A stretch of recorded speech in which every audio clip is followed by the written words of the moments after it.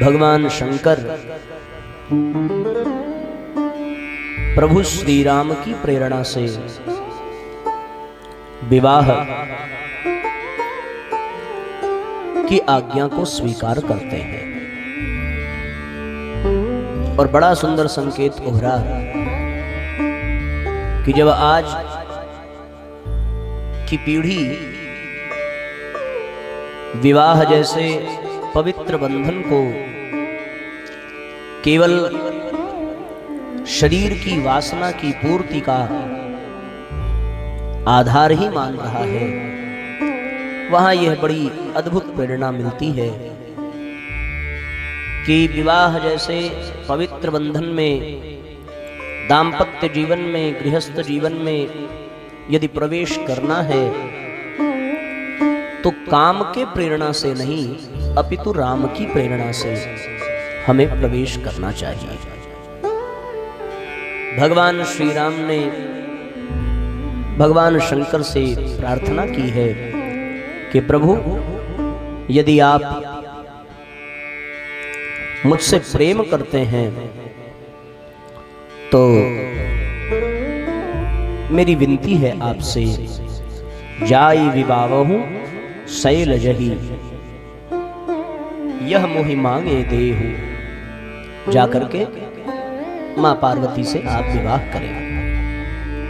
भगवान शंकर कहते हैं, सिरधरि आयसु करिय तुम्हारा, परम धर्म यह नाथ हमारा। आपकी बातें सराखों पर भगवान राम मुस्कुराने लगे।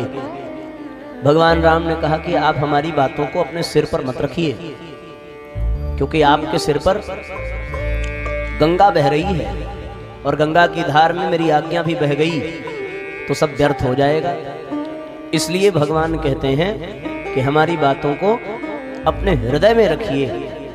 तब भगवान शंकर कहते हैं, कह प्रभु हर तुम्हार पन रहेऊं, अब उड़ राखेऊं जो हम कहेऊं। हृदय में हमारी बात को रखिए। भगवान शंकर प्रसन्न हुए मां पार्वती से विवाह करने के लिए और उसके पश्चात विवाह की तिथि निश्चित हो गई, बारात की व्यवस्था बनने लगी। सबसे पहले जितने भी बाराती हैं सब साज श्रृंगार करने लगे सवारन सकल सुर, वाहन विविध विमान, हो ही सगुन मंगल सुबद, करहि अप्सरा गान। जितने भी लोग हैं सब सजने संवरने लगे, बारात सज के तैयार, सबके वाहन तैयार, सबके विमान तैयार। दूल्हे को कोई पूछ ही नहीं रहा है, बल्कि दूल्हे की सुविधा का लाभ बाराती उठा रहे हैं।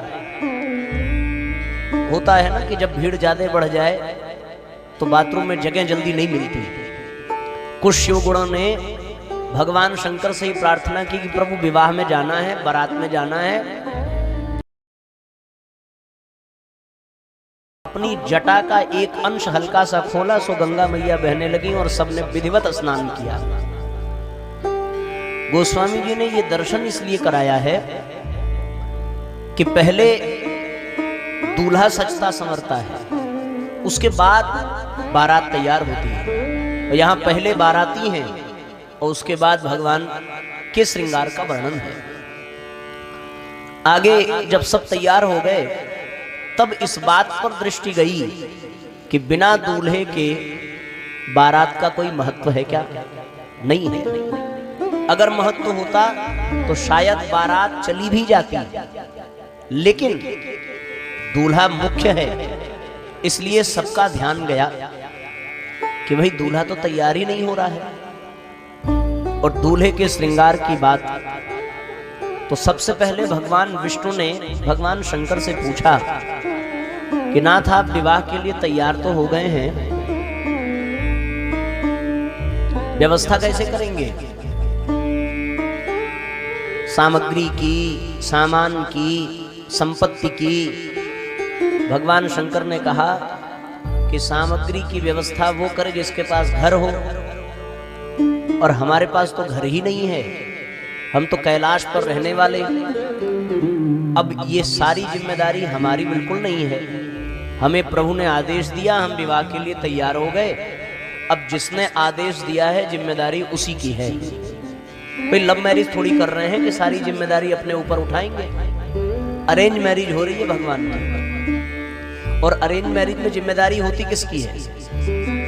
माँ बाप की ज्यादा होती है, उन्हीं की आज्ञा के अनुसार सारी व्यवस्था होती है। तो भगवान शंकर ने कहा कि प्रभु ये सारी बात आप जाने, सामग्री की व्यवस्था कैसे होगी, दुल्हन कहाँ उतरेगी, कोहबर कहाँ बनेगा, जितनी भी रस्म है वो कैसे पूरी होंगी, ये सब भगवान पर छोड़ दिया। आज की स्थिति यही है साथियों कि आज इन रस्मों का आनंद नई पीढ़ी ले नहीं पा रही है।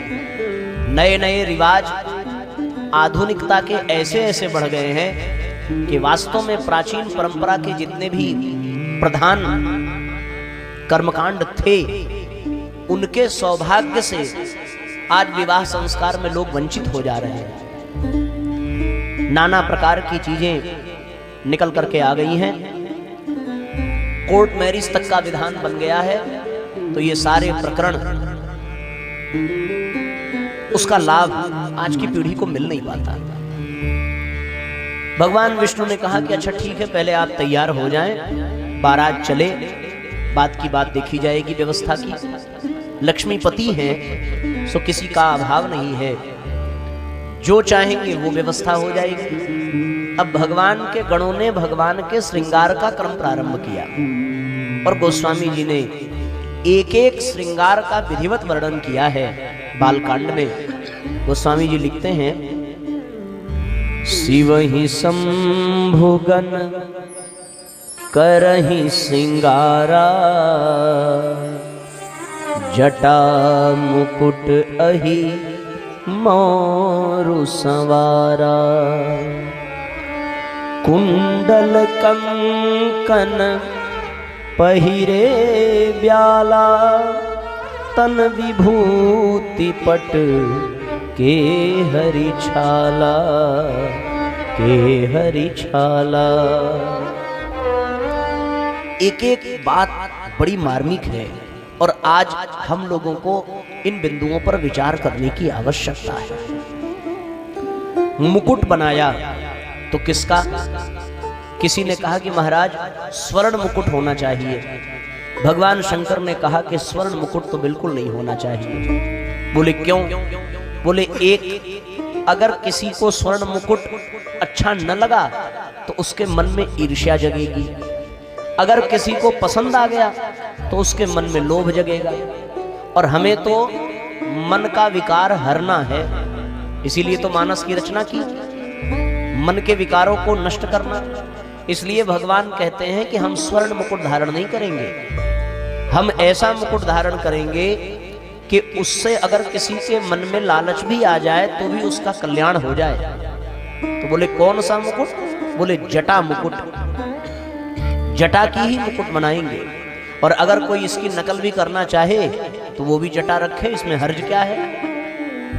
और जटा का एक बड़ा सुंदर तात्पर्य ये है साथियों कि हमारे विचार भी मस्तिष्क से ही निकलते हैं, और हमारे बाल भी मस्तिष्क से ही निकलते हैं। बिखरे बाल असंतुलित विचारों के प्रतीक हैं, और सुलझे बाल संयमित विचारों के प्रतीक हैं। जिसके विचार संयमित हों, आप किसी सज्जन के बाल को देखें तो वो बढ़िया संभाल करके रखता है, पर आप किसी दुर्जन के बालों को देखें तो उसके बाल विचित्र स्थिति में रहते हैं, है ना।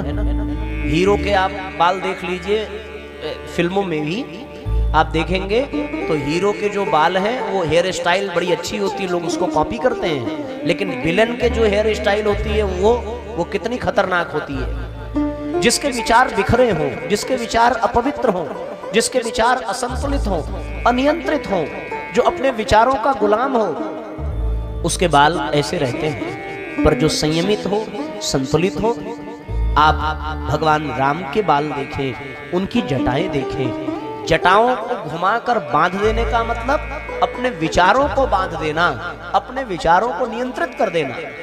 जो जटा धारण कर लेते हैं उनके विचार केवल और केवल समाज कल्याण से अभिमंत्रित हो जाते हैं। जटाधारियों के जीवन में दूसरों के कल्याण का उद्देश्य होता है और आत्म कल्याण का उद्देश्य होता है। जटा का मुकुट का तात्पर्य क्या है? तात्पर्य ये है कि अब हम विवाह के माध्यम से गृहस्थ में प्रवेश करेंगे और गृहस्थ में प्रवेश करेंगे तो नाना प्रकार के विचार को विचार हमारे मन में आएंगे। इसलिए पहले अपने विचारों को संतुलित संयमित किया जाए, यह प्रतीक भगवान अपनी जटाओं के मुकुट से देना चाहते हैं। और दूसरा बोले इसमें मोर कैसी बंधेगी? शिव ही संबुगन करहि सिंगारा, जटा मुकुट अहि मोर समारा। मोर बनेगी तो किस चीज की? बोले सर्प की बनेगी। सर्प की क्यों बनेगी साहब? इसलिए सर्प की बनेगी क्योंकि सर्प काल का प्रतीक है और बड़ा सुंदर संकेत है। व्यक्ति को सदैव इस बात का स्मरण रहना चाहिए कि काल हमारे सिर पर खड़ा है, कभी भी जीवन का अंत हो सकता है। क्या भरोसा इस जिंदगी का, साथ देती नहीं है किसी का। सज धज कर जिस दिन मौत की सहजादी आएगी, न सोना काम आएगा न चांदी आएगी। व्यक्ति वही पाप कर्म में प्रवृत्त होता है जो अपनी मृत्यु को भूल करके बैठा है। जिसे अपनी मृत्यु याद रहती है वो कभी अपने जीवन को दुष्कर्म में व्यतीत नहीं करता, वो सत्कर्म में लग जाता है।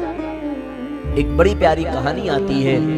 दो भाई, दोनों ने अपनी कुंडली एक ज्योतिषी को दिखाई। कुंडली देख करके ज्योतिष ने कहा कि एक के जीवन में राजयोग लिखा है, ये बहुत बड़े संपत्ति का अधिपति बनेगा, और दूसरे के जीवन में मृत्यु लिखी है। 6-6 माह का समय है, दोनों का ऐसा ही योग बन रहा है। जिसके जीवन में राजयोग था उसने कहा अब तो हम राजा ही बनेंगे, तो जो संपत्ति थी वो लुटाता गया। और जिसके जीवन में मृत्यु का योग था उसने सोचा 6 माह केवल जीवन के शेष बचे हैं, इसे व्यर्थ नहीं गंवाना चाहिए।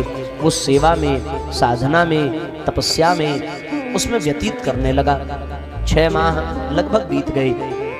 वह रास्ते में जा रहा था, उसके पांव में जोर से कांटा धंसा और वो कांटा एक बड़ा घाव बन गया।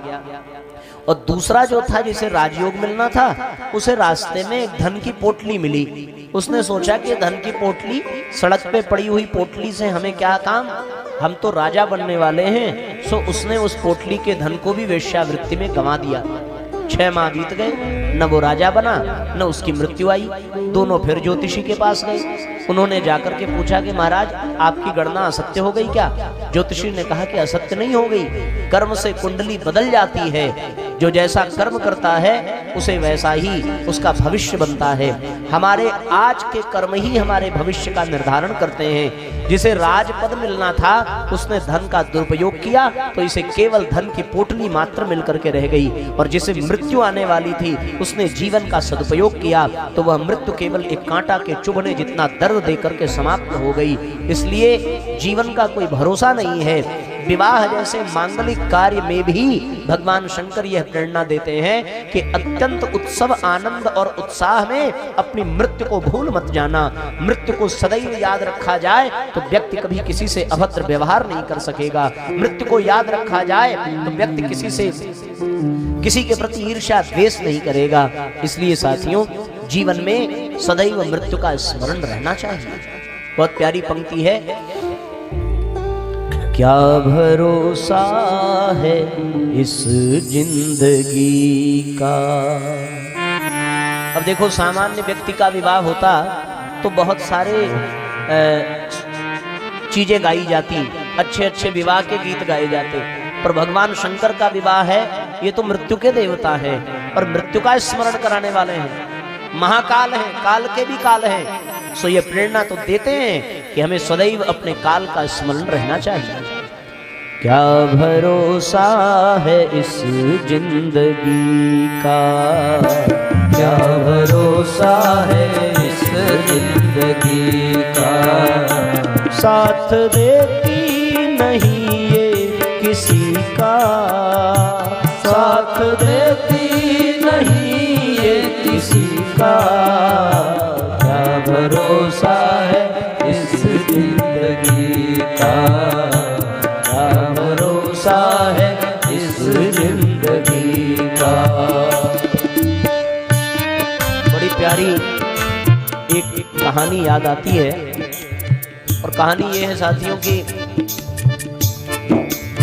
एक बार एक व्यक्ति सवेरे 4 बजे उसकी नींद खुली तो उसे पता चला कि दरवाजे पर कोई डोरबेल बजा रहा है।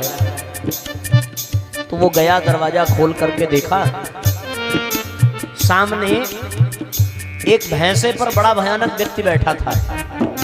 उसने पूछा, महाराज कौन है, कहां से आए? उस व्यक्ति ने कहा कि मैं यमराज हूं। बोले यहाँ कैसे? बोले तुम्हारे जाने का समय हो गया है। आदमी बड़ा भयभीत हुआ, और यमराज कह रहे हैं कि हम अपने गाड़ी कहाँ पार्क करें? भैंसे पर बैठ करके आए थे। भैंसे को उन्होंने साइड में खड़ा किया, यमराज जी उसके घर आए। सो उसने यमराज को प्रणाम किया। बोले महाराज जाना जरूरी है? बोले मृत्यु किसी की टल नहीं सकती। तो उसने कहा कि आपका दर्शन पहली बार हुआ है, आप हमारे घर पहली बार आए हैं, तो हम थोड़ा आपका स्वागत करें, थोड़ा सत्कार करें, और हम आपको एक ऐसी बढ़िया चीज पिलाते हैं जो आपको मृत्युलोक में ही मिलेगी, यमलोक में मिलेगी नहीं।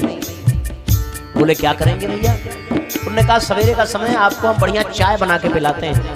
तो यमराज ने कहा कि महाराज चाय क्या होती है? बोले ये तो आप पियेंगे तब पता चलेगा। तो उसने बुद्धि ऐसी लगाई, चाय बनाई और चाय में मिलाई नींद की गोली कि ये चाय पिए और सो जाएं तो हमारी मृत्यु टल जाए। और सच में चाय बनी, बहुत बढ़िया बनी। दोबारा मांग करके पिया और नींद की गोली का असर हुआ। यमराज उसके बेडरूम में सो गए। यमलोक में तो उनको सोने के लिए अवसर कहाँ मिल रहा है, और यहाँ बड़ा आराम मिला। 6-7 घंटे की नींद उन्होंने ली। पूरा दिन बीत गया। यमराज की जेब में से उसने एक पर्चा निकाला और उस पर्चे में सबसे ऊपर उसी का नाम लिखा था। तो उसने कहा कि मरना तो है ही है, पर सबसे पहले हम काहे मरे। अपना नाम उसने काटा और सबसे नीचे अपना नाम लिख दिया। व्हाइटनर का जमाना है, व्हाइटनर लगा करके सब एकदम बराबर, और सबसे नीचे नाम लिख दिया उसने। यमराज जगे 6-7 घंटे बाद। बोले भैया बड़ी आनंद आया, ऐसी गहरी नींद की सपना भी नहीं आया। हम तुमसे बहुत प्रसन्न हैं, इतने प्रसन्न हैं इसलिए हमने सोचा है कि अब देखो मृत्यु तो टाल नहीं सकते, तो तुम्हारा नाम सबसे पहले है, तो तुम पहले न मरो, इसलिए हम नीचे से मारना प्रारंभ करेंगे। और यमराज ने जब सूची उठाई और देखा तो सबसे नीचे उसी का नाम लिखा था। तुरंत यमराज ने उसकी चालाकी समझी और यमराज ने गर्दन दबोच करके उसे यमलोक ले गए। बोले मृत्यु को टाल पाना असंभव है, इसलिए हम रहे ना जिंदगी में, हम रहे ना रहे जिंदगी में। भावपूर्वक तालियां बजाते हुए एक साथ दोहराएंगे। सांस रुक जाएगी चलते चलते, सांस रुक जाएगी चलते चलते, क्षमा बुझ जाएगी जलते जलते, क्षमा बुझ जाएगी जलते जलते। सांस रुक जाएगी चलते चलते, क्षमा बुझ जाएगी जलते जलते, क्षमा बुझ जाएगी जलते जलते। दम निकल जाएगा, दम निकल जाएगा, दम निकल जाएगा रोशनी का,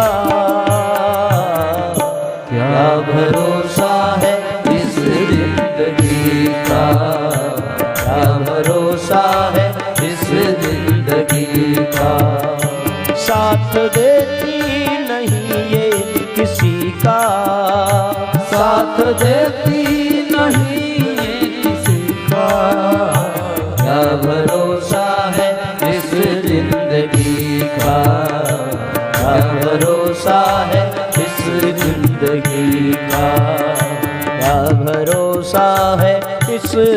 जिंदगी का। तो साथियों, मृत्यु सदैव याद रहनी चाहिए, अपने मृत्यु को याद रखा जाए। एक संत कहा करते थे, दो बातन को भूल मत यदि चाहे कल्याण। दो बातों को कभी मत भूलिए यदि चाहे कल्याण। नारायण एक मौत को, दूजे श्री भगवान। इन दो चीजों को कभी नहीं भूलना चाहिए। और व्यक्ति संसार में ऐसा फंस जाता है कि वो सबसे पहले मृत्यु को भूलता है और उसके बाद भगवान को भूलता है। और ये दोनों चीजें ही याद रहें, बाकी सब भूल जाए तो ठीक, पर हमें यही दो चीजें भूल जाती हैं और बाकी सब याद रहता है। जिसे भगवान की याद हो वो कभी गलत काम कर पाएगा? क्या बच्चे माँ बाप के सामने शरारत कर पाते हैं? जब ये बात ध्यान में रहे कि भगवान हमेशा हमें देख रहा है, तो क्या हम किसी से झूठ बोल पाएंगे? किसी के साथ धोखा कर पाएंगे? कोई कुकर्म कर पाएंगे? कभी नहीं कर पाएंगे। ईश्वर हमें सदैव देख रहा है, यह याद रखने की बात है। और मृत्यु हमारी कभी भी आ सकती है, इसके लिए तैयार रहने की बात है। जो मृत्यु के लिए तैयार है वो कभी गलत आचरण कर ही नहीं सकता। तो साथियों, सर्प की मौर बांधने का तात्पर्य है घर बसने जा रहा है, पर जो अपने मृत्यु को सदैव याद रखता है उसका घर बसता तो है, पर वो अपने घर में, इस संसार में कभी फंसता नहीं है। फंसता वही है जिसे मृत्यु भूल जाए, जिसे परमात्मा भूल जाए। तो जटा मुकुट अहि मोर संवारा। बोले शरीर में भगवान शंकर ने भस्म लगाई है। कौन सी भस्म? शमशान की भस्म। बोले इसका क्या खेल है भैया? भस्म का है तन विभूति, विभूति लगाई, पट केहरी छाला, मृग छाला पहनी है। और विभूति लगाने का मर्म बड़ा सुंदर है।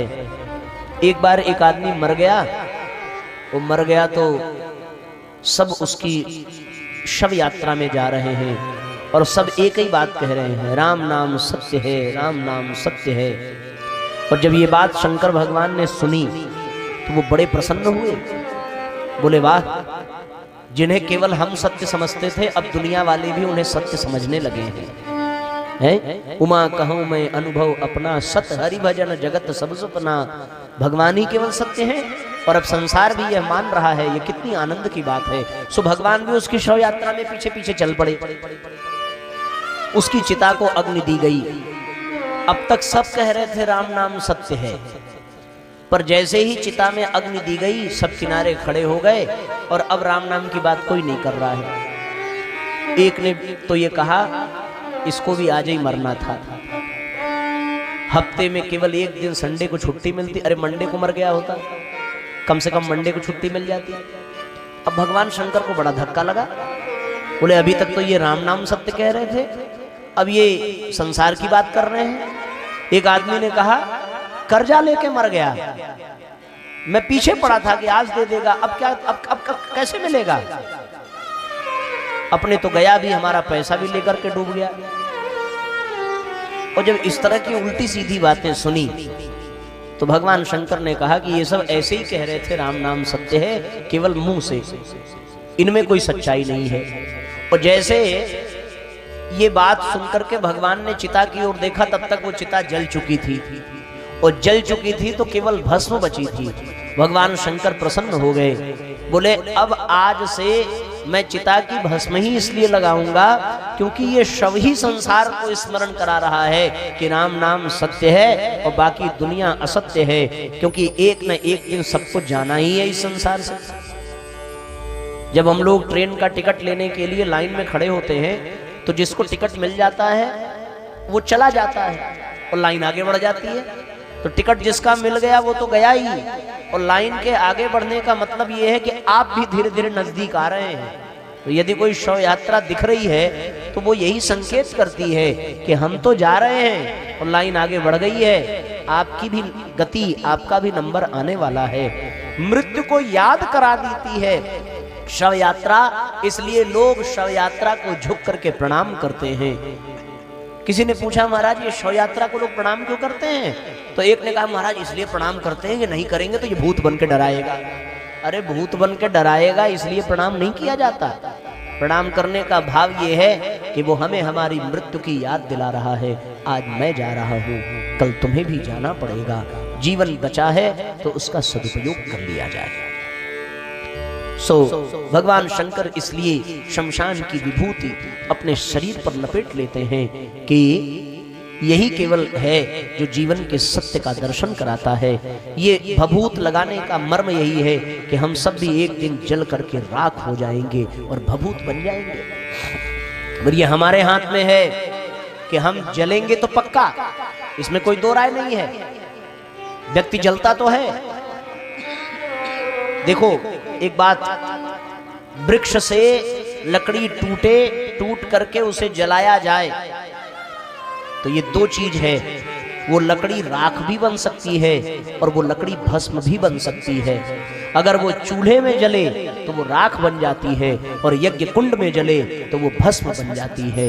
ये हमारे ऊपर निर्भर करता है कि हम अपनी जिंदगी को इस संसार के चूल्हे में जला करके राख कर देते हैं या फिर अपने जीवन को यज्ञ के समान समाज के कल्याण में लगा करके भस्म बना देते हैं। ये हमारे हाथ में निश्चित होता है। जो समाज के कल्याण के लिए जीता है उसका जीवन यज्ञीय जीवन हो जाता है। जितने भी महापुरुषों के देह इस संसार में जलाई गई, उनका समाधि स्थल बना, वो राख नहीं वो भस्म बन जाते हैं। ऐसे भस्म को भगवान शंकर लगाते हैं। राख से तो केवल जले बर्तन ही धोए जाते हैं, पर हमारा जीवन अगर भस्मीभूत हो जाए तो फिर हमें भगवान अपने तन पर लगा लेते हैं। यह भस्म की महिमा है। इसलिए साथियों, हमारा जीवन ऐसा ही बने, अपने मृत्यु को याद रखें। भस्म हमें एक दिन होना ही है, ऐसा शुभ संकेत देते हैं। आगे कहते हैं शशि ललाट सुंदर सिर गंगा। भगवान शंकर के जटा में गंगा है। गंगा का तात्पर्य क्या है? गंगा का तात्पर्य है पवित्रता से, गंगा का तात्पर्य है निर्मलता से, गंगा का तात्पर्य है शीतलता से, गंगा का तात्पर्य है शालीनता से। मस्तिष्क में गंगा, मस्तिष्क में गंगा का तात्पर्य शरीर का सबसे गर्म भाग कौन सा है? मस्तिष्क ही सबसे गर्म होता है। आदमी के साथ कोई भी प्रतिकूल परिस्थिति आ जाए तो तुरंत कहता है भैया देखो हमारा दिमाग बहुत गर्म है, इस समय शांत रहो, हमसे बात मत करो, 2 घंटे हमसे दूर रहो। सबसे ज्यादा गर्म होता क्या है? दिमाग ही गर्म होता है। और भगवान शंकर अपने मस्तिष्क में ही गंगा को धारण करते हैं। अच्छा, सामान्य समय में तो दिमाग कम गर्म होता है और जब शादी विवाह का समय आ जाए तो और जल्दी जल्दी गर्म होता है, ये जान लीजिए। और खास करके लड़के वालों का ज्यादा गर्म होता है। जब बारात पहुंचती है तो लड़की वालों के नाना प्रकार की कमियां लड़के पक्ष वालों को दिखाई पड़ने लगता है। स्वागत में ये वाला माला नहीं पहनाया, ये लिफाफा नहीं दिया, और ये मिठाई नहीं आई, और हमारे सब बाराती भूखे हैं। वो अनावश्यक गर्म होने लगता है आदमी। वो इतना ही पैसा मिला, इतना ही उपहार मिला, ऐसे बारात का स्वागत होता है क्या? बात बात पर दिमाग गर्म हो जाता है। और भगवान शंकर लड़के पक्ष वाले हैं। मानो ये आज के बारातियों को ये संकेत कर रहे हैं कि भैया घर से निकलो तो दिमाग में गंगा जल डाल करके निकलो, अपने मन मस्तिष्क को शांत और शीतल करके निकलो। आज शायद ही ऐसा कोई विवाह हो जिसमें वर पक्ष और कन्या पक्ष में मनमुटाव न हो जाता हो। किसी न किसी रस्म को लेके, किसी न किसी व्यवस्था को लेके, किसी न किसी प्रकरण को लेकर के कुछ न कुछ मनमुटाव हो जाता है। आपने कहा था इतना देने के लिए, अभी तक आपने इतना नहीं दिया, अब जब तक मिलेगा नहीं तब तक बारात वापस नहीं जाएगी। इस प्रकार की जब कोई फूहड़ बातें करता है तो साथियों मन बड़ा कष्ट में हो जाता है कि मानो ये बारात आ रही है या फिर युद्ध लड़ने के लिए कोई सेना आ रही है। भगवान कहते हैं भैया अपने मस्तिष्क को शांत रखना, शीतल रखना, पवित्र रखना। ये जटा में गंगा जी को धारण करने का मर्म है। हम अपने मस्तिष्क को शांत रखें। शशि ललाट सुंदर सिर गंगा। और एक और बात, नयन 3 उपबीत भुजंगा। 3 नेत्र हैं भगवान के। तीन नेत्र, त्रिनेत्रधारी हैं। और तीसरा नेत्र क्या है? वो तीसरा नेत्र हम सब में विद्यमान है। दो नेत्र तो दिखाई पड़ रहे हैं, पर जो तीसरा नेत्र है, वो तीसरा नेत्र क्या है? विवेक की आंख, उसको अंतर्दृष्टि कहते हैं। भगवान शंकर मानो ये संकेत कर रहे हैं कि जब हम गृहस्थ में प्रवेश करें तो अपने विवेक को जागृत करके करें, अपनी प्रज्ञा को जगा करके करें। हमारी तीसरी आंख भी खुली रहे, विवेक की आंख, उसको सद्बुद्धि की आंख कहते हैं, उसको ज्ञान चक्षु कहते हैं। ज्ञान चक्षु विवेक के जागरण का तात्पर्य, इसका तात्पर्य ये है कि केवल और केवल उम्र की दृष्टि से बड़े हो जाने वाले व्यक्ति का विवाह नहीं होना चाहिए। विवाह करने का अधिकार उसको है जो अपने भीतर शरीर के साथ साथ अपने मन को भी परिपक्व बना सके। पहले ब्रह्मचर्य आश्रम 25 वर्ष तक करने के बाद ही विवाह का योग जीवन में आता था। बीच में बाल विवाह का प्रकरण चल पड़ा, और आज जो विवाह के लिए उचित आयु है उसे लोग पार कर जा रहे हैं। अपने प्रोफेशन को बनाने के लिए, अपने फ्यूचर को बनाने के लिए, अपने कैरियर को बनाने के लिए यहाँ एक बड़ा सुंदर संकेत है। विवेक पूर्वक विचार करिए। विवेक पूर्वक विचार करने की क्षमता का तात्पर्य वह व्यक्ति जो अपने मन मस्तिष्क से परिपक्व हो जाए। आज शरीर की दृष्टि से तो लड़के लड़की बड़े हो जाते हैं, लेकिन विचार की दृष्टि से, भावना की दृष्टि से उनमें परिपक्वता नहीं आती। और ऐसे अपरिपक्व बच्चों का जब विवाह हो जाता है तो वो आपस में केवल लड़ते हैं, झगड़ते हैं। परिपक्वता का तात्पर्य क्या है? वो दूसरों की कमियों को सह सके, वो दूसरों की बुराइयों को नहीं, अच्छाइयों को देखे। वो एक और एक मिलकर के 11 बन जाएं, एक और एक मिलकर के 2 न बने। जहां द्वैत का भाव होता है वहां आपस में वैमनस्य रहता है, कलह रहता है।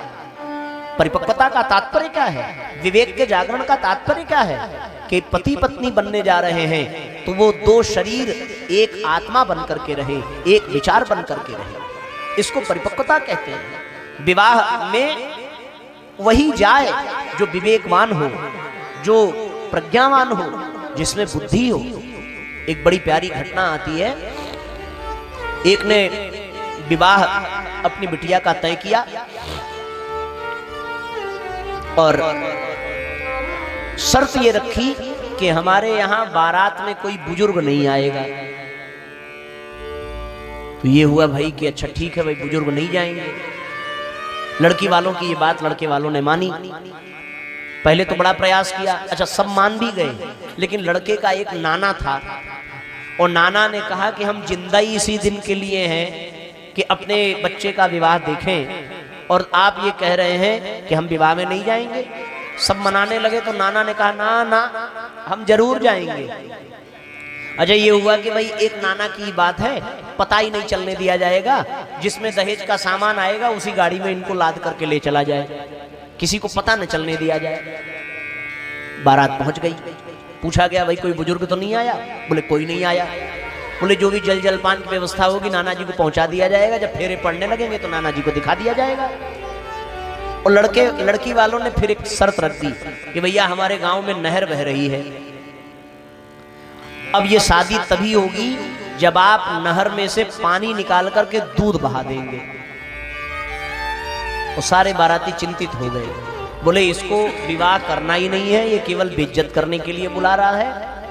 अब चलो अब हो गई शादी, सब मुंह लटका करके बैठे। तब तक लड़के को याद आया जब विवाह होगा ही नहीं, बारात को वापस ही जाना है, तो नाना जी बक्से में काहे पड़े रहे, उनको बाहर निकाला जाए।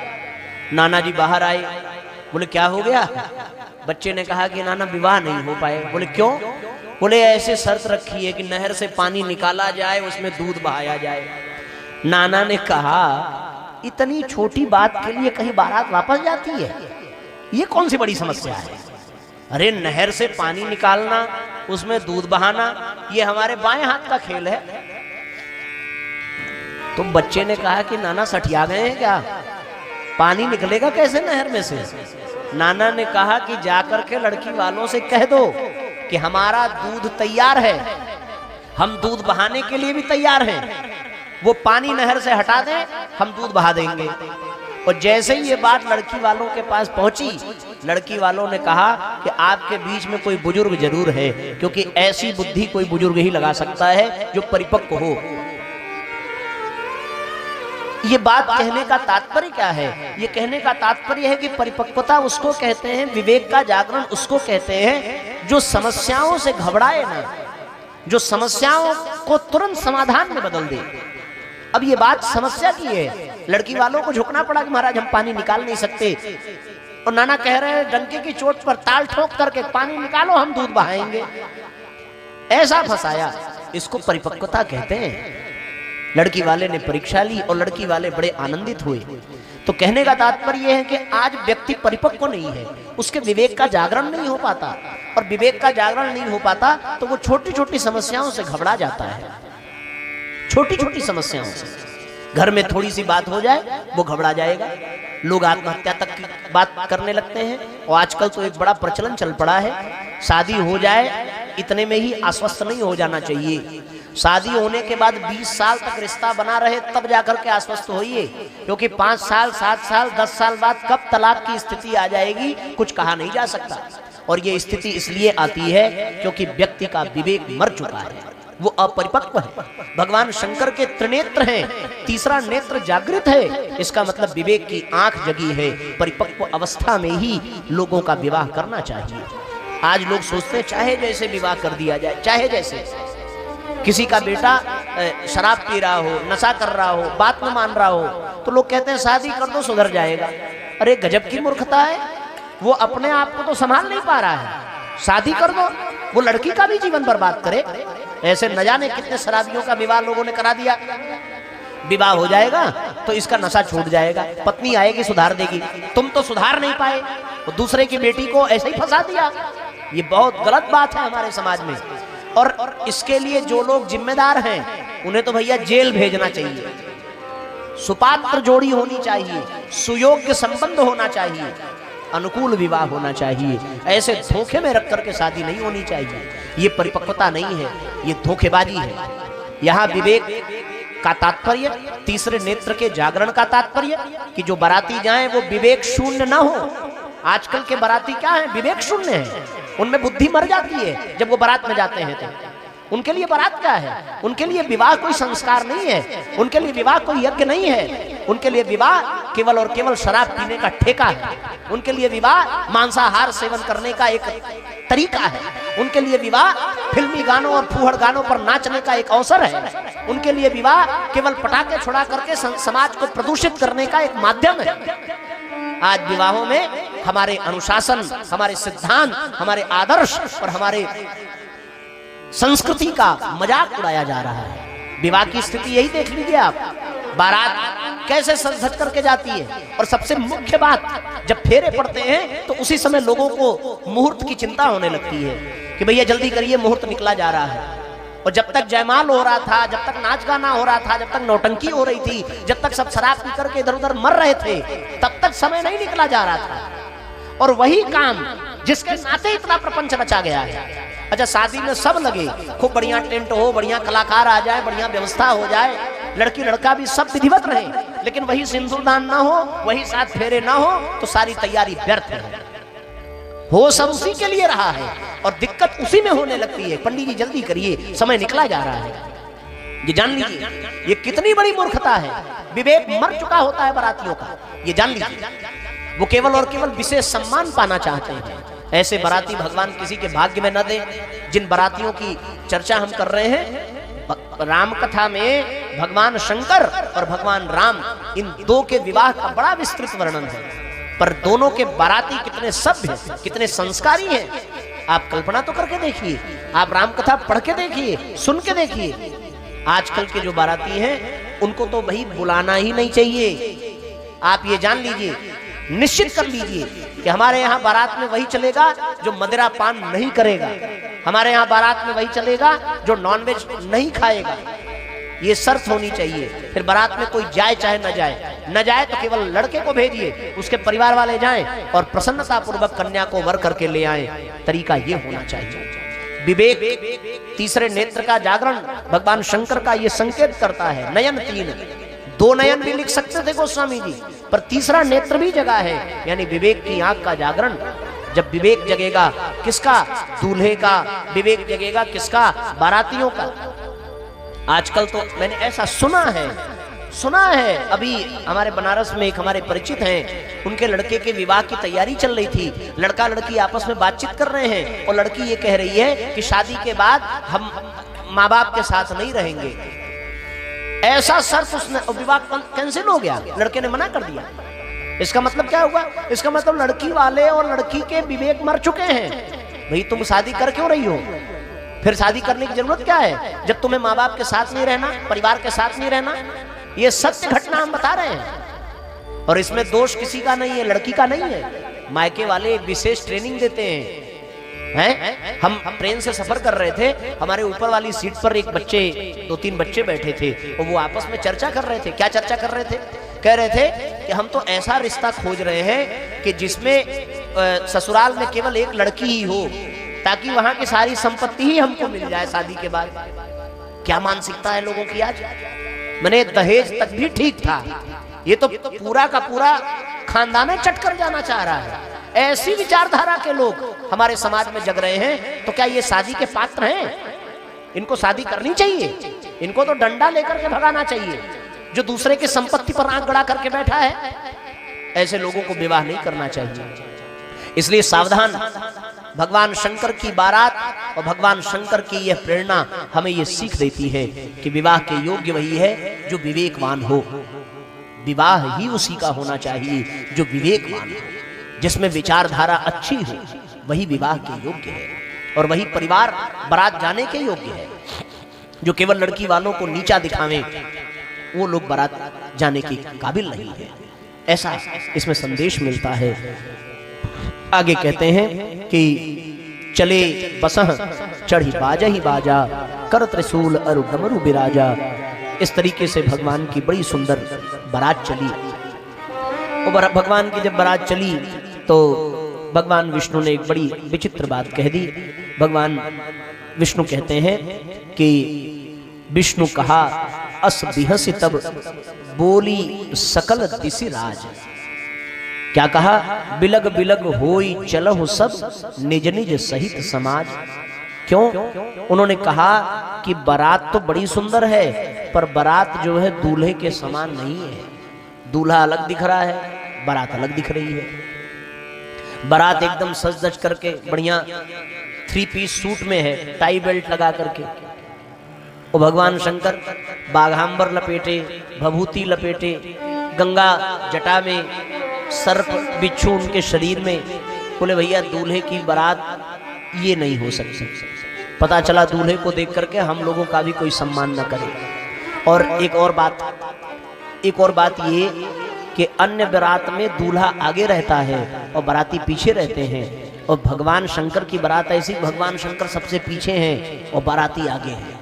क्यों? क्योंकि बाराती ये सोच रहे हैं कि घरातियों ने जब ऐसा दूल्हा देखा तो कौन कहे स्वागत करने की, मार मार के सब भगाएंगे। इसलिए पहले हम ही लोगों का स्वागत हो और जनवासे में जाकर के विधिवत पेट पूजन हो, उसके बाद लोग दूल्हे का दर्शन करें, फिर जो होगा देखा जाएगा।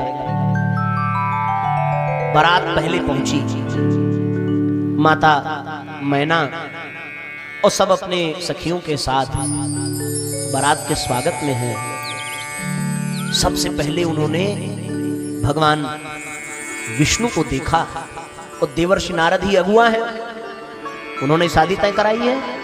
माता कहती हैं कि देवर्षि यही दूल्हा है क्या? तो उन्होंने कहा नहीं नहीं, ये दूल्हा नहीं है, ये तो दूल्हा के मित्र हैं, साथी हैं। माता बड़ी प्रसन्न हुई, बोले जब मित्र ऐसे हैं दूल्हा कैसा होगा। बड़ा आनंद आया। इतने में देवराज इंद्र अपनी सभा के साथ पहुंचे, बोले ये दूल्हा है। देवर्षि नारद ने कहा कि ना ना, ये दूल्हा नहीं है, ये तो दूल्हा का पानी भरने वाले हैं, जल बरसाने वाले हैं, उनकी आज्ञा का पालन करने, सब सेवक हैं।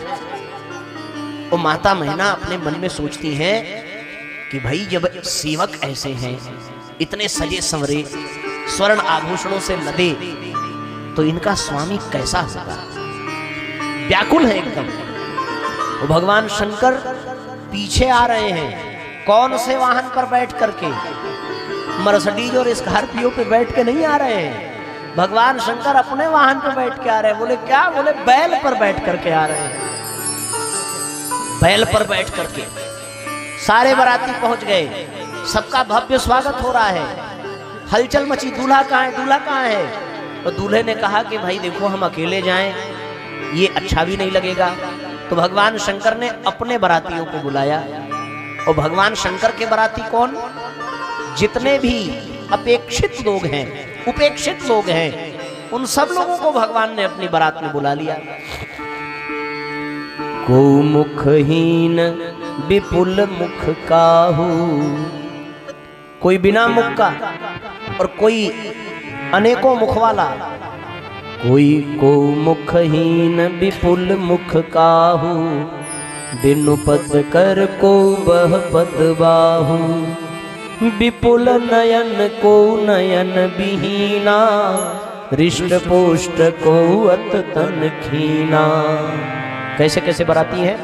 तन खीन को अति पीन, पावन को अपावन गति धरे। भूषण कराल कपाल कर, सब सत्य सोनित तन भरे। स्वान सुअर श्रीकाल मुख गण देख, अगणित को गणे बहुदिनस प्रेत। पिशाच योगी जमात वर्णत नहीं बने, जमात वर्णत नहीं बने। प्रेत पिशाच खर स्वान सुअर श्रीकाल मुखगन। सुअर का मुख लगा करके, सियार के मुख वाले, श्वान यानी कुत्ते के मुख वाले, ऐसे प्रेत, ऐसे पिशाच, ये सब भगवान शंकर के बाराती बन गए। कोई अनेकों मुख वाले, कोई बिना मुख वाले। और सबको ये लगा कि अब तो दूल्हा ही आने वाला है, अब तो दूल्हे की बाराती आने वाली है। और जहां बारात पहुंचने वाली थी, वहां के बच्चे पेड़ों पे चढ़ चढ़ करके बारात की प्रतीक्षा कर रहे हैं। और जैसे ही बच्चों ने पेड़ पर चढ़ करके बारात को देखा, वैसे ही इसी करके बड़ी भयानक आवाज भूत प्रेतों की सुनाई पड़ी। कोई चिल्ला रहा है, कोई चीख रहा है, कोई जोर जोर से डरा रहा है। और बच्चों ने जब पेड़ों पर से ये आवाज देखी, तो दो चार तो बेचारे पेड़ से नीचे ही टपक पड़े और बड़ी जोर से भागे घर की ओर। उनको देख के और भागे। एक बच्चा पेड़ पर फंसा रह गया और उसके पास एक बाराती पहुंचा। ऐसा बाराती जिसके पास चेहरा ही नहीं है, केवल शरीर लेकर के। अब वो बेचारा एकदम ऐसे कांप रहा जैसे करंट मार गया हो, जैसे वृक्ष की डाली हवा में बिल्कुल झूमने लगती है। एकदम गनगन गनगन कांप रहा है कि भगवान कहाँ फंस गए हम, ये कैसी बारात आ गई। अब बिना मुख वाला आकर के उसी बच्चे से पूछ रहा है, कहाँ जाना है। ऐसे जोर से चिल्लाया, ऐसे डरा, वो बेचारा बेहोश हो गया और गिरा पेड़ के नीचे से। तो भगवान के बाराती सोच रहे हैं कि हमें देख करके लोग भाग क्यों रहे हैं। बच्चे भागते भागते अपने घर में पहुंचे, जाकर के दरवाजा बंद किया। और घर में रहने वाली महिलाएं जो अभी तैयार हो रही हैं, पूछ रही हैं, बताओ बताओ दूल्हा कैसा है, बाराती कैसे हैं। बच्चे सांस नहीं ले पा रहे हैं।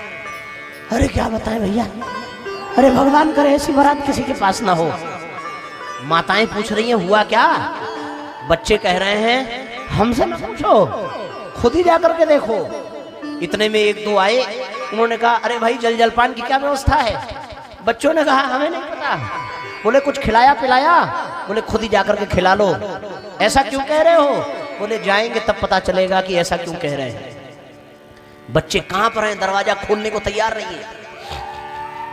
एक दो लोगों ने बारातियों के स्वागत के लिए भेजा, अरे भाई तुम लोग कामचोर हो, हम अभी जाकर के देखते हैं। और जब वो पहुंचे जनवासे में, तो जनवासे में पहुंच करके देख रहे तो कोई है ही नहीं, कोई बैठा ही नहीं है। और ऊपर दृष्टि गई तो सारे भूत प्रेत हवा में लटक रहे हैं। और ये लोग जो खाने पीने की चीजें ले गए थे, परोसना तो दूर, देखते ही ऐसे सब टूट पड़े कि बेचारे खाने पीने वाली चीजें फेंक करके जनवासे में प्राण बचा करके भागे। गोस्वामी जी लिखते हैं कि वो जाकर के अपने घर में कहते हैं कि ऐसी बारात हमने देखी नहीं है। और बारात का वर्णन करते हुए उन्होंने कहा कि जो बहुत पुण्यात्मा होगा वही यह बारात देखने के बाद जीवित बचेगा, ऐसा वर्णन किया है। माता तैयार हैं दूल्हे का स्वागत करने के लिए, और वहां बारातियों के भोजन की व्यवस्था चल रही है। देवता कह रहे हैं कि दूल्हे का स्वागत हो, उसके पहले खा पी करके हम लोग विदा हो जाएं, इसी में भलाई है। और सारे लोग खाने पीने में लगे हैं। तो भगवान के जो स्पेशल बाराती थे भूत प्रेत, उनके सामने भी भोजन की व्यवस्था के लिए लोगों ने हिम्मत जुटाई कि अब हैं ही ऐसे, तो फिर खिलाना पिलाना तो पड़ेगा, नहीं तो बेइज्जती हो जाएगी हिमाचल राज्य की। एक आदमी ले गया परोसने, और वो परोस नहीं रहा, केवल टुकुर टुकुर ताक रहा है। तो किसी ने पूछा कि क्यों खड़े हो, जल्दी से आगे बढ़ो। तो उसने कहा बड़े ज्ञानी बनते हो, आ जाओ तुम ही भैया। और वो आया और वो भी आकर के देखने लगा। सोच में पड़ गया कि जिनके मुख ही नहीं है उनको भोजन परोसा किधर जाए, आगे कि पीछे। बोले चाय जहां रख दो, इनको खाना होगा तो खा लेंगे। धीरे से पत्तल में रख दिया। आगे बढ़े तो टेंशन और बढ़ गई। को मुखहीन तो ठीक था, अब विपुल मुख का हूं, इतने मुख वाले। पूछ रहा है धीरे से, महाराज कौन से मुंह के सामने परोसे कि सबके सामने थाली लगा दे। कोई नयन विहीना, कोई बिना नेत्र वाला। ऐसी विचित्र बारात तो किसी ने देखी नहीं थी जैसी विचित्र बारात देखी। और अब दूल्हे के स्वागत की तैयारी हुई। दूल्हे के स्वागत की तैयारी हुई। सब जो है बड़ा मंगल गान करती हैं। नाचहि गावहि गीत परम तरंगी भूत सब, देखत अति विपरीत बिलोहि बचन विचित्र विधि। ये दृश्य देखा, और ऐसा दृश्य देख करके बारात के स्वागत में, गांव गिराव में स्वागत में कैसे सुंदर सुंदर गीत गाए जाते हैं। सो भगवान शंकर के बारात का हम सभी आनंद लेते हुए स्वागत करें। आई शंकर की बरतिया हिमाचल नगरी, आई शंकर की बरतिया हिमाचल नगरी। हिमाचल नगरी ओ हिमाचल नगरी, हिमाचल नगरी ओ हिमाचल नगरी। आई शंकर की बरतिया हिमाचल नगरी, आई शंकर की बरतिया हिमाचल नगरी। पूर्वासी सब देखन आए कैसे सजे बराती, पूर्वासी सब देखन आए कैसे सजी बराती। कैसे दूल्हे की सूरतिया हिमाचल नगरी, कैसे दूल्हे की सूरतिया हिमाचल नगरी। हो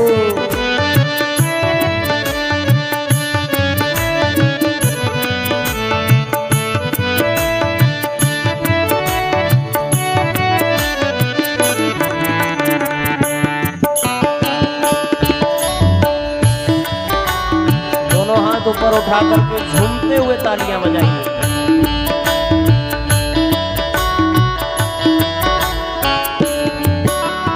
बालक वृद्ध गए जनवासे, वर देखत सब भागे। बालक वृद्ध गए जनवासे, वर देखत सब भागे। अपने अपने घर में जाकर हाल कहन सब लागे। अपने अपने घर में जाकर हाल कहन सब लागे डर डर भागे है रे दैया हिमाचल नगरी डर डर भागे है रे दैया हिमाचल नगरी वो कैसे दूल्हे की सुरतिया हिमाचल नगरी, जैसे दूल्हे की सूरतिया हिमाचल नगरी।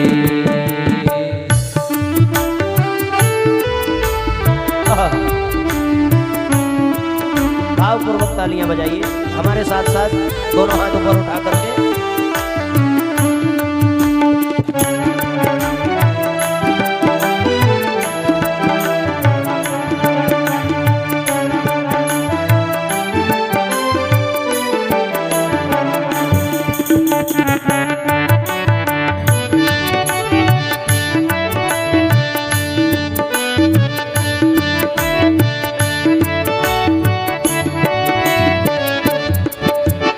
अगवानी की हुई तैयारी सजने लगे बराती, अगवानी की हुई तैयारी सजने लगे बराती। कोई चला चूहे पे चढ़ के कोई चढ़ा है हाथी, कोई चढ़ा चूहे पर चढ़ के कोई चढ़ा है हाथी। भोली दूल्हे की सूरतिया हिमाचल नगरी, भोले दूल्हे की सूरतिया हिमाचल नगरी। हो आई शंकर की बरतिया हिमाचल नगरी, आई शंकर की बरतिया हिमाचल नगरी।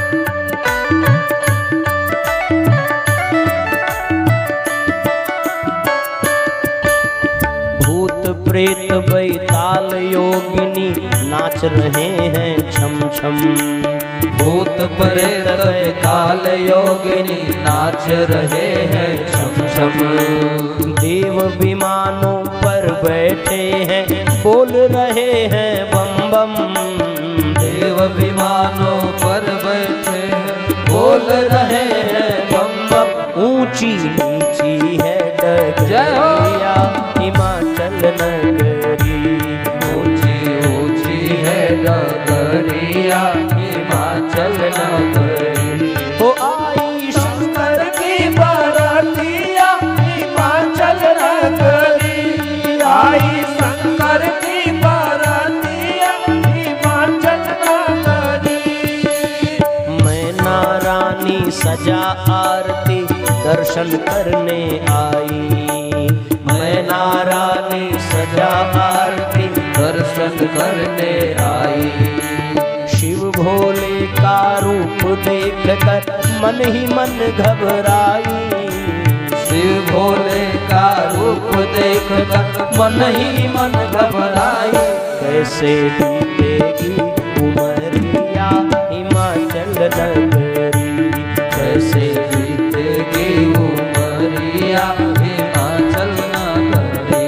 हो आई शंकर की बरतिया हिमाचल नगरी, आई शंकर की बरतिया हिमाचल नगरी। आई शंकर की बरतिया हिमाचल नगरी, आई शंकर की बरतिया हिमाचल नगरी। कैसे बीतेगी उमरिया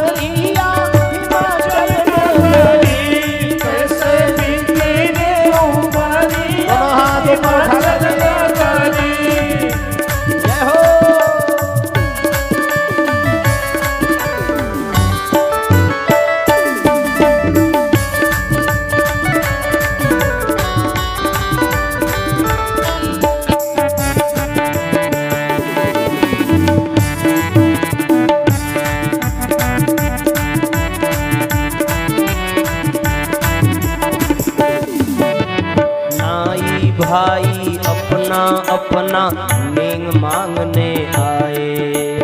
नाई भाई अपना अपना नेग मांगने आए।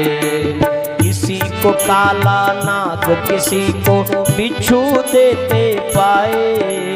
किसी को काला नाग किसी को बिच्छू देने लागे। डर डर भागे हैं नगरिया हिमाचल नगरी।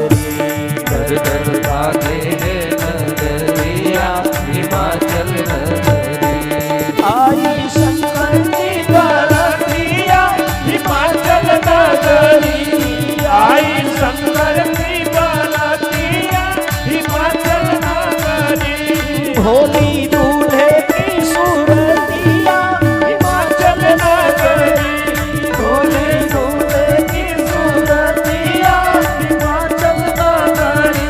वो कैसे बीतेगी उमरिया हिमाचल नगरी। कैसे बीतेगी उमरिया हिमाचल नगरी। अरे बाप रे बाप, अरे बाप रे बाप, ऐसे कह कह के सारे घराती भगे बड़ी जोर से। वो माता दीपक की थाल सजा करके जैसे ही दूल्हे को देखती हैं वो वैसे इतना भयभीत हुई। कलश का जल कहीं और गिरा, दिया कहीं और गिरी और सब अंदर जाकर के दरवाजा बंद। किसी ने भगवान शंकर से कहा कि प्रभु हो गया विवाह, चलिए। भगवान शंकर ने कहा कि ऐसे थोड़ी चलेंगे। बोले आपका अपमान हो गया, दरवाजा बंद कर दिया आरती करते समय, आरती भी गिरा दी। भगवान शंकर ने कहा हुआ तो है पर हमें अपना अपमान लगता नहीं है। बोले कहें? बोले इसलिए कि भाई जगह जगह का अपना रिवाज होता है, हो सकता है यहाँ स्वागत ऐसे ही होता हो। बोले आप विश्वास करिए अब कोई बिटिया विदा नहीं करेगा। भगवान शंकर ने कहा आए हम बाराती बारात लेके और जाएंगे भी दुल्हनिया साथ लेके, चाहे जो हो जाए। बोले फिर डर क्यों गई वो? बोले इसलिए डर गई क्योंकि उन्होंने हमें देखा ही नहीं। उन्होंने क्या देखा? बोले हमारे गले में लिपटे सांप को देखा। और कितना बढ़िया संकेत है। भगवान कहते हैं जो काल को देख ले तो वो डरेगा ही, लेकिन जो महाकाल को देख ले उसके जीवन से सारा भय निकल जाएगा। माता ने हमारे सर्प को यानी काल को तो देखा पर हमें नहीं देखा। काल से वो क्या डरे जो भक्त हो महाकाल का, वो काल से क्या डरेगा। और एक बड़ा बढ़िया संकेत है आज के लोगों के लिए, आज के लोगों के लिए।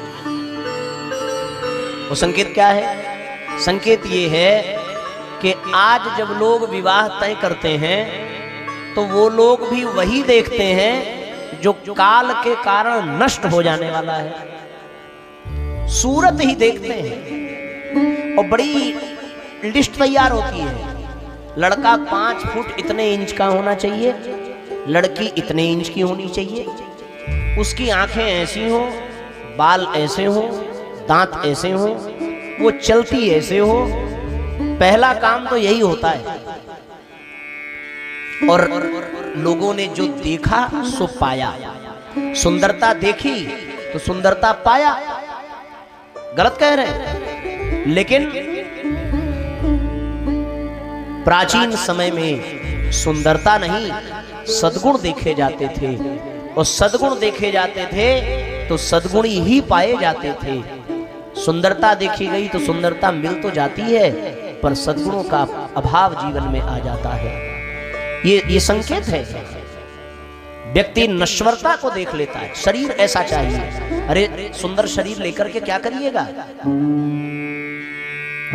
वो साथियों हमसे बढ़िया अनुभव इसका किसी के पास नहीं होगा। हम सत्य कहते हैं। हमारा जब एक्सीडेंट नहीं हुआ था तो हमारे लिए इतने रिश्ते आते थे, इतने रिश्ते आते थे कि मना करते करते हमारे माताजी पिताजी थक जाते थे कि अभी नहीं करना है, अभी नहीं करना है। और जिस दिन पांव कटा उस दिन ऐसा हुआ जैसे कोई पहचान ही नहीं रहा हो। समाज में निंदा तो नहीं करता, शायद हमारे घर वाले भी होते तो ऐसा ही करते, पर हमने समाज का एक दृश्य देखा, जिसके पास कन्या होती थी वो कहते थे कि हम रिश्ता खोज रहे हैं, और जिनके पास कन्या नहीं होती थी वो कहते थे कि हमारी लड़की होती तो हम जरूर शादी कर देते। हमें बुरा नहीं लगता था, पर बड़ा सुन के आनंद आता था। तो इसमें कोई दोष भी नहीं है, अच्छी पर्सनालिटी होनी चाहिए भाई, संयोग अच्छा बने और जोड़ी बढ़िया हो, ऐसा होना चाहिए। पर हमें तो लगता है भगवान शंकर ने हमें अपना बाराती बना लिया, क्योंकि उनके बारात में भी बिना पैर वाले हमें भी भगवान ने अपना बाराती बना लिया। तो एक बात तो तय है कि भगवान ने अपना बना लिया, अब संसार अपना बनावे चाहे ना बनावे। और कितना बढ़िया संयोग है कि हमारी जन्मभूमि भी काशी है, और हमारे घर का नाम हमारे परिवार में भोले ही रखा गया। तो ये नाम अधिकतम लोग इसी नाम से जानते हैं। और साथियों, ऐसे हम एक कथा में गए थे, बनारस में ही कार्यक्रम था। तो कार्यक्रम हो गया, हम जाने लगे, तो एक ऐसे सब माताओं के साथ बैठी थी, वो आई, उन्होंने चरण स्पर्श किया, प्रणाम किया, और कहीं से उनको नंबर हमारा मिला। उन्होंने हमको फोन किया कि हम आपसे विवाह करना चाहते हैं। तो हमने उनका नंबर अपने पिताजी को दे दिया, आप इनसे संपर्क कर लीजिए। और उन्होंने संपर्क किया, पिताजी ने बातचीत की, और उसके बाद हमें रिश्ता खोजना ही नहीं पड़ा। कथा कहते कहते भगवान ने हमारी झोली में हमारी धर्मपत्नी को डाल दिया। और जब विवाह हो गया तब हमें ये बात पता चली कि वो भगवान शंकर की अनन्य उपासक रही है। 6-6, 7-7 घंटे शिव मंदिर में बैठ करके वो साधना करती थी। और जब विवाह हो गया तो हम भी अब ताव से कहते हैं कि भगवान ने तुम्हारी तपस्या सफल कर दी, जो हमारे जैसा पति प्रदान कर दिया। भगवान, नाम भी हमारा भोले, बड़ा सुंदर संयोग बन गया। डायलॉग मारने में क्या जाता है?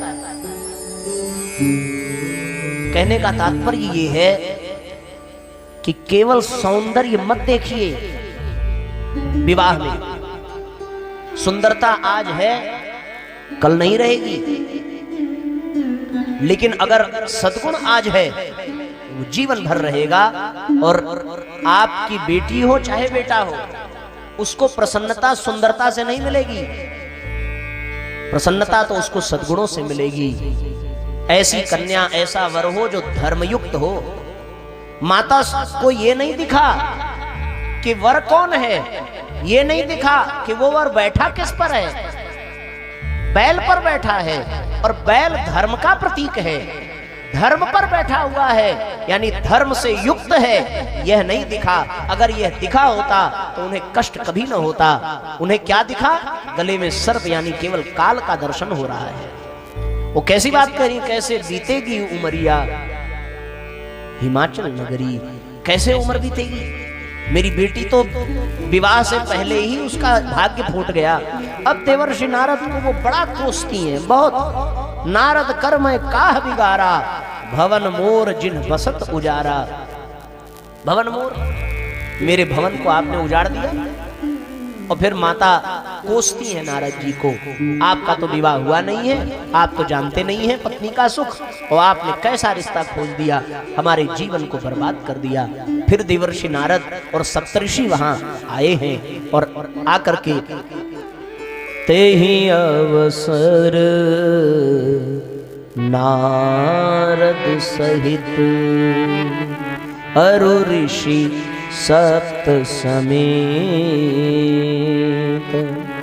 समाचार सुनी तुहिन गिरी गवने तुरत निकेत। समझाया। तब नारद सबहि समुझावा, पूर्व कथा प्रसंग सुनावा। नारद जी कहते हैं, माता क्यों चिंता करती हो, अपनी कन्या को पहचानो। ये कौन है? ये स्वयं जगत जननी जगदम्बा है। पूर्व चरित्र सुनाया सती का। ये अपने संकल्प से आपके यहाँ पुत्री बन करके आई हैं। इनका और भगवान शंकर का संबंध किसी एक जन्म का नहीं है, ये तो युगों युगों का है, कल्प कल्पांतरों का है, ये उनकी ही है। इन्हें उनसे मिलाने में आप संकोच न करें। और जब बताया कि ये स्वयं दीनानाथ त्रिभुवनपति भगवान शंकर हैं, उनके वैभव का वखान किया है, तब माता प्रसन्न हो गई। और माता प्रसन्न होकर के बहुत भावपूर्वक विवाह की तैयारी करती है। गारी मधुर स्वर देहि सुंदर दिव्य वचन सुनावहि, भोजन करहि सुर अति विलंब, विनोद सुनि सचु पावहि। जेवत जो बढ़्यो आनंदु सो, मुख कोटि हूँ न परै कहो, अचवाई दीन्हे पान गवने, पास जहाँ जा तो रहो, पास जहाँ जा तो रहो। दाइज दियो बहुभांति पुनि, कर जोरी हिम भूधर कहो, कादेव पूरन काम शंकर, चरण पंकज गहि रहो। शिव कृपा सागर ससुर कर, संतोष सब भात ही कियो, पुनि गहे पद पाथोज मैना, प्रेम परिपूरन हियो। नाथ उमा मम प्राण सम, गृह किंकरी करे हूँ, क्षमे हूँ सकल अपराध, अब होई प्रसन्न वरुदेव। हे नाथ, मैं आपको क्या दे सकता हूँ? आप पूर्ण काम हैं, अकाम है, निष्काम है। आप समस्त कामनाओं को स्वयं पूर्ण करने वाले हैं। मैं क्या दे सकता हूँ? मैं अपनी कन्या ही दे रहा हूँ आपको। जो भी दहेज में दिया है वो सब तो आपके लिए तुच्छ ही है, पर ये कन्या हमारी बड़ी भोली है, इस पर सदैव प्रसन्न रहे, इसके अपराध पर दृष्टि मत करिएगा नाथ। ऐसी प्रार्थना की है। महारानी मैना ने जननी उमा बोली तब लीनी, लय उछंग सुंदर सिख दीन्ही। सुंदर सुंदर बातें बता रही हैं। करे हूँ सदा शंकर पद पूजा, नारी धर्म पति देव न दूजा। बचन कहत भरे लोचन बारी, बहुरी लाई उरलीनी कुमारी। कन्या से बढ़ करके पिता और क्या दे सकता है? दहेज बहुत बड़ा कलंक है समाज पर, ये जान लीजिए। बहुत बड़े अपराध की जड़ है दहेज, बड़े बड़े पाप की जड़ है दहेज। दहेज बहुत कलंक है। किसी पिता ने अपनी प्रसन्नता से अपनी बेटी की विदाई में कुछ दे दिया तो हमारे समाज ने इसको परंपरा बना दिया कि उन्होंने दिया है तो आपको भी देना पड़ेगा। ये परंपरा हमारे समाज में नहीं होनी चाहिए। और इसका जो उपाय है साथ, दहेज पर तो आपने प्रवचन बहुत सुने होंगे, पर हम आपको उपाय केवल बता देते हैं। उपाय इसका सर्वोत्तम ये है कि अपनी बेटियों को इतना सुयोग्य बनाइए, इतना सुयोग्य बनाइए, अपनी कन्या को ऐसा बना दीजिए कि वर वाले खुद दहेज लेकर के आपके घर आए कि हम आपको इतना देंगे, हमारा निवेदन स्वीकार कर लीजिए। और फिर आप मत ले लगना, हाँ, कि हमारी लड़की को हमने इतना पढ़ाया लिखाया है तो हम पैसा लेकर के विवाह करेंगे, तो फिर दहेज की परंपरा मिटेगी कहाँ? पक्ष बदल जाएगा। नहीं, न लेना न देना। कोई स्वेच्छा से कुछ करे तो उसे भावपूर्वक स्वीकार करिए। और अजय कुछ लोग तो होते हैं समाज में अपने चेहरे पर मुखौटा लगा करके रहते हैं। मैंने ऐसे लोगों को देखा है। हमारे रिश्ते में ही एक विवाह तय हुआ हमारी बहन के ससुराल में। पहले पूछा गया बड़ा दबाव दे करके कि क्या करना है, कैसे करना है, क्या लेना देना। अरे नहीं महाराज, आपकी लड़की है, हमारी लड़की है, हमें कुछ नहीं चाहिए, ये वो। अब वो करने लगे, तिलक में गए, तिलक चढ़ा, सारी बात हुई, तिलक करके हम लोग वापस आए सब लोग, और फिर वहां से खबर आती है कि हमने कुछ नहीं कहा तो आपने कुछ सोचा भी नहीं, पूरे गांव में हमारी बेइज्जती करा दी। अब आप कम से कम एक गाड़ी और उन्होंने मुंह खोल करके कहा है कम से कम आप 10 लाख और एक गाड़ी देंगे तब हम बारात लेकर आएंगे। बताइए, चेहरे पर मुखौटा लगा करके। और जो जितना धनी और संपन्न होता है वो उतना ही डिमांड करता है। हम सत्य कहते हैं, हमारे घर ऐसी स्थिति हो जाती तो हम तो भैया पेपर में नाम छपवा देते उस व्यक्ति का। हाँ, और उनका तो फिर हार पहना करके स्वागत किया जाता है। ऐसे लोगों को बारात लेकर के आने दीजिए और द्वार से भगाने की आवश्यकता है। इसकी शुरुआत तो करनी पड़ेगी। ये दहेज लेने वाले लोग जिनकी बुद्धि केवल पैसे तक सीमित है, वो क्या जानेंगे कन्या की कीमत, वो क्या जानेंगे कन्या के गुणों को। इसलिए संपत्ति नहीं, सद्गुण पर ध्यान दीजिए। जो सद्गुण पर ध्यान देगा उसे सद्गुण जीवन में मिलेगा, और जो संपत्ति और सौंदर्य पर ध्यान देगा उसका दाम्पत्य जीवन कभी नहीं चल पाएगा। इसलिए साथियों, जिनका हो गया सो हो गया, पर जिनका नहीं हुआ है वो संकल्प कर ले। वर पक्ष वाले हो, अजय ऐसे कितने लोग हैं जिनको अभी अपने बेटे का विवाह करना है? हाथ उठाइए जरा, उठाइए जरा। उठाते नहीं बन रहा है। हाँ नहीं बाबूजी, आपने तो उठा दिया।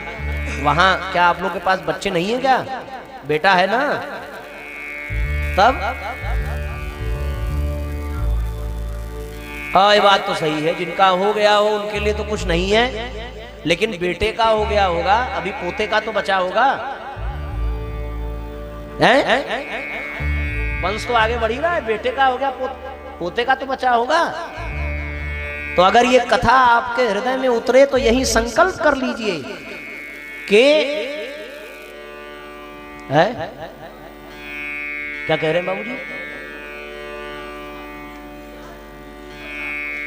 अच्छा,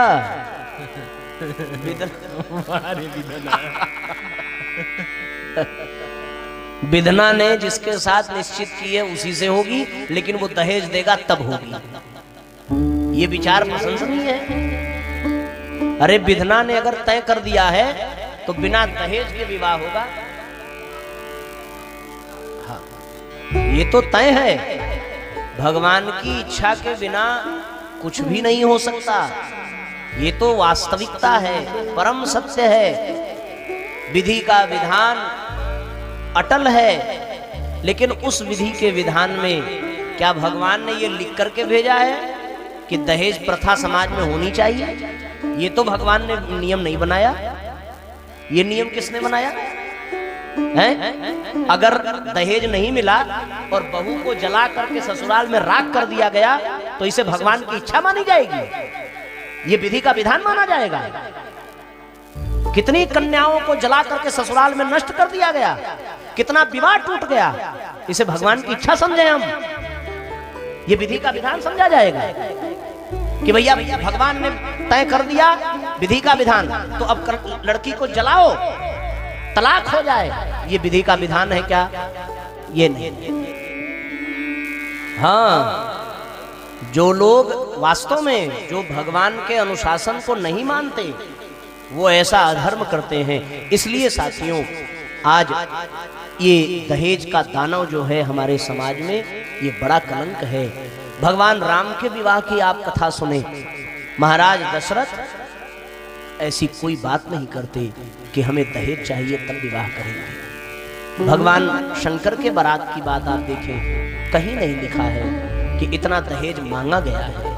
ये परंपरा अपने लोभ, अपने स्वार्थ के कारण समाज में हो रही है। इस पर हमें ही इन कुरीतियों को हमें रोकना होगा। ये कुरीतियां साथियों जब हमारे समाज में बढ़ने लगती हैं तो हमारा समाज पथभ्रष्ट हो जाता है। और हमारे समाज में फिर साथियों ये व्यवहारिक दृष्टि से भी है कि ऐसी कुरीतियां जब पनपने लगे तो समाज के लोग स्वयं इन कुरीतियों के शिकार बनते हैं, कोई और नहीं बनता। इन परंपराओं को जन्म देने वाले स्वयं साथियों इस कुरीति के शिकार बनते हैं। एक बड़ा सुंदर पद है और वो बहुत हम सबको प्रेरणा देता है। इस बात की प्रेरणा कि हमें समाज में विद्यमान इन कुरीतियों को बदलने की आवश्यकता है। ऐसी कुरीतियां जैसे मृतक भोज हो गया, दहेज प्रथा हो गई, बाल विवाह हो गया, ये सारे प्रकरण ऐसे हैं साथियों कि इन्हें समाज से मिटाने की आवश्यकता है। जब समाज इन प्रकरणों से ऊपर उठेगा तभी वो अपने जीवन को सार्थक कर सकेगा।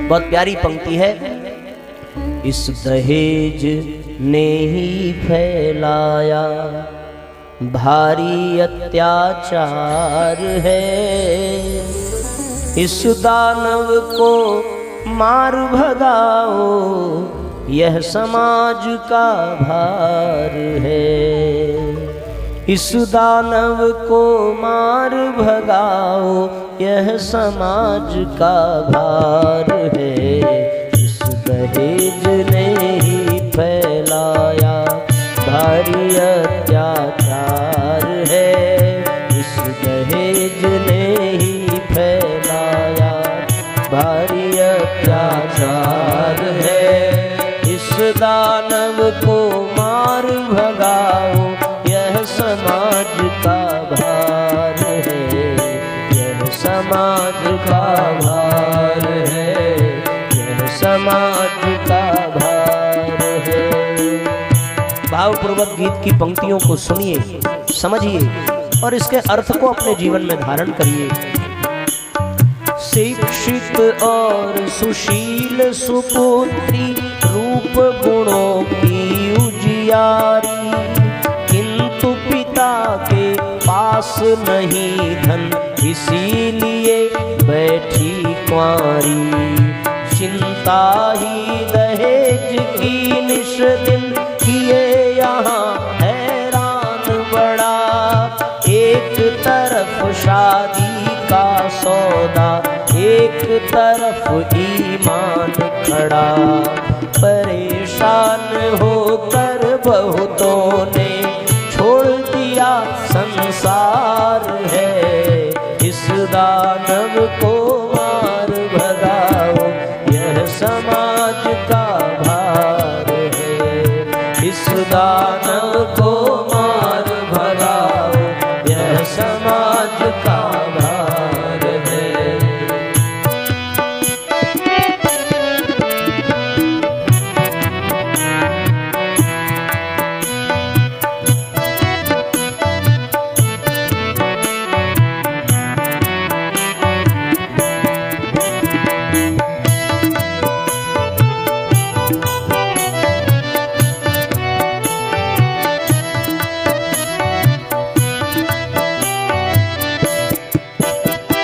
नारी का क्या मूल्य न कोई, क्या वह पशु से दीन कहो, नारी की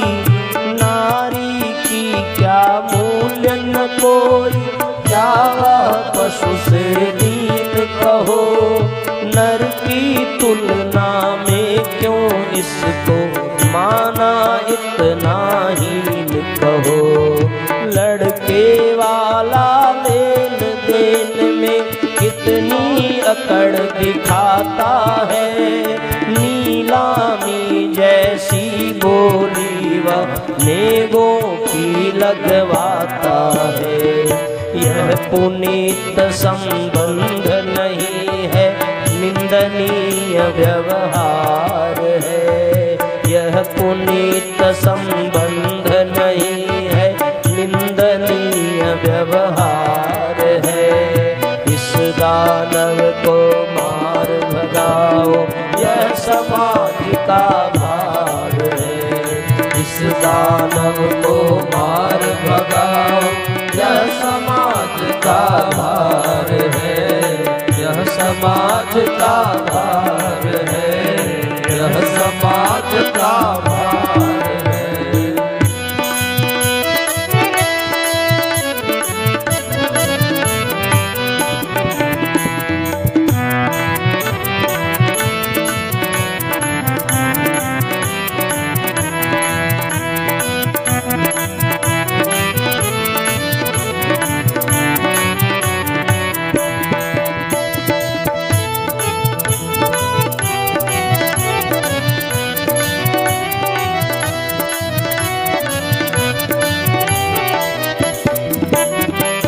इस कुरीति ने दुष्कृत्यों की बाढ़ भयंकर फैलाई। इस कुरीति ने दुष्कृत्यों की बाढ़ भयंकर फैलाई। घूस मिलावट चोर बाजारी बेईमानी ही सिखलाई। घूस मिलावट चोर बाजारी बेईमानी ही सिखलाई। ओ समाज के ठेकेदारों कुंभकर्ण बन सोते हो। ओ समाज के ठेकेदारों कुंभकर्ण बन सोते हो। अनाचार से आंख फेर कर बीज पाप के बोते हो। अनाचार से आंख मोड़ कर बीज पाप के बोते हो। पैसों को भगवान बनाकर, पैसों को भगवान बनाकर रचा क्रूर व्यवहार है। इस दानव को मार भगाओ, यह समाज का भार है। यह समाज का भार है, यह समाज का भार है। इस दहेज ने ही फैलाया भारी अत्याचार है। इस दहेज ने ही फैलाया भारी अत्याचार है। इस दानव को मार भगाओ, यह समाज का भार है। यह समाज का भार है, यह समाज का भार है, यह समाज का भार है। दहेज की रकम पूरा करने के लिए फिर पिता को भ्रष्टाचार करना पड़ता है, बेईमानी करनी पड़ती है, चोरी करनी पड़ती है, मिलावट करनी पड़ती है। इससे पाप बढ़ता है, अन्याय अत्याचार बढ़ता है। और साथियों, जब पाप बढ़ जाए, अत्याचार बढ़ जाए, अनीति बढ़ जाए, अधर्म बढ़ जाए, तब धरती तड़पने लगती है, तब धरती कराहने लगती है। जब धरती अपने छाती पर किसी कन्या को दहेज के कारण जलता हुआ देखती है, जब धरती अपने ऊपर किसी पवित्र संबंध को दहेज के कारण टूटता हुआ देखती है, तब धरती माता के आंख से आंसू बहने लगते हैं। और फिर वो धरती माता कराहने लगती है, पुकारने लगती है, आवाज देने लगती है। किसको? धरती के स्वामी, अपने नाथ, अपने परमात्मा को।